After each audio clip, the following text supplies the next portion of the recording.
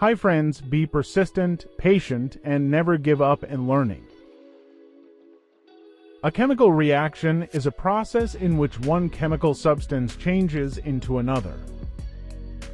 Well, this time we will learn to determine the temperature so that a chemical reaction occurs faster. This is a simple concept of reaction rate. In a container, there are two different elements.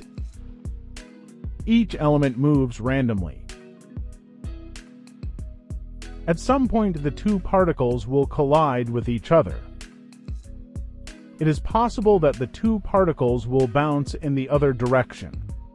It is possible that the two particles will combine to form a compound. So here there are several possibilities for a chemical reaction to occur. Particles must collide with other particles, and not all collisions can form a compound. It requires several collisions. Arrhenius managed to formulate the reaction rate as K equals a times a natural number to the power minus the activation energy over RT. R is the universal gas constant, and T is the temperature at which the collision occurs. Predictably, is a pre-exponential factor that reflects the number of collisions between molecules. For the same chemical reaction, the value of is the same. To speed up a chemical reaction, we can increase the temperature. We will compare to conditions, one at temperature T1 and one at temperature T2. Each condition will have its own reaction rate equation. We can compare the two equations. Since they are the same, we can cancel the pre-exponential factor. We can simplify the division of to natural numbers. We can write this equation in the form of the natural logarithm, ln. I think we've covered exponents and logarithms in math class.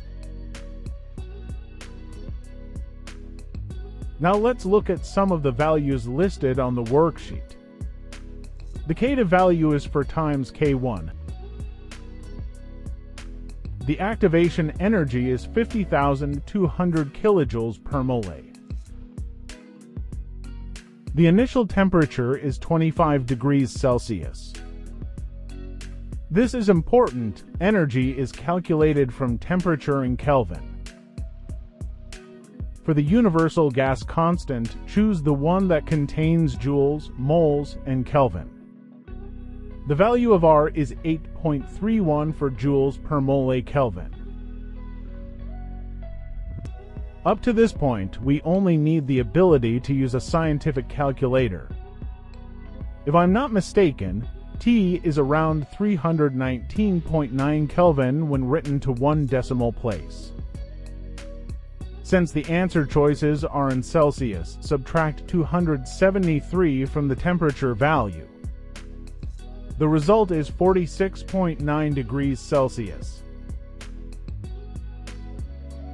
After looking at the answer choices, the answer is B.